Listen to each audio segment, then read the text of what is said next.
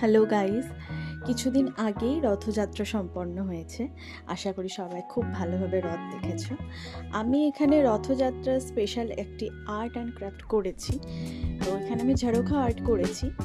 ফার্স্টে দেখো, কার্ডবোর্ডটাকে আমি আর্চড উইন্ডো স্টাইলে কেটে নিয়েছি।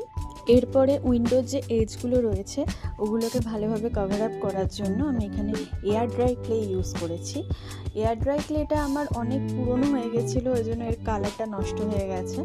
তো আশা করি দেখে বুঝতে পারছো কালারটা কেমন চেঞ্জ হয়ে গেছে। তো এবারে এটাকে ভালোভাবে সেট করে নিচ্ছি।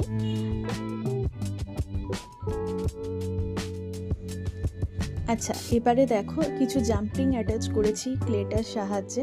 এটা কেন অ্যাটাচ করেছি সেটা বুঝতে পারবে একদম ভিডিওর এন্ডে। আর এরপরে আমি ভালোভাবে এটাকে কালার করে নেব।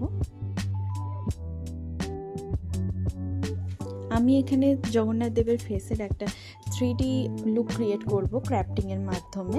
তাই জন্য ফার্স্টে একটা সার্কেল ড্র করে নিয়েছি, যেখানে জগন্নাথ দেবের ফেসটা আমি তৈরি করব। তো তার চারিদিকে মিরর ওয়ার্ক করে নিচ্ছি। এবার আমি ভার্নিশ দিয়ে ভালোভাবে কালারটাকে সেট করে নিচ্ছি, কারণ পরে কালারটা সেট করার সুযোগ আমি আর পাবো না। এবার জগন্নাথ দেবের ফেসটা ক্রাফটিং করার জন্য বা ড্র করার জন্য আমি এখানে ইউজ করেছি একটা কৌটোর ঢাকনা। কৌটোটা দিয়েও অবশ্যই ক্রাফটিংয়ের ভিডিও আসবে, কিছুদিন পরে আসছে, দেখতে পাবে।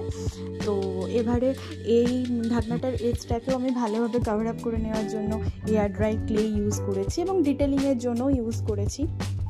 ভালোভাবে ডিটেলিং করে নিচ্ছি।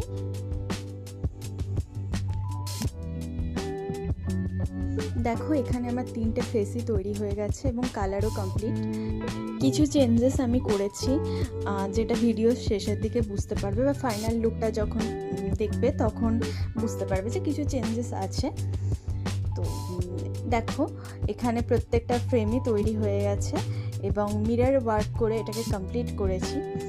দেখো, নিচের দিকে যে জাম্পিংগুলো আমি অ্যাটাচ করেছিলাম, তো সেটা অ্যাটাচ করার এটাই কারণ ছিল যে এখানে আমি কিছু ছোট ছোট ঘন্টা আমি লাগাবো, কারণ ঘন্টা এই টেম্পল লুকটাকে আরও বেশি এনহ্যান্স করেছে।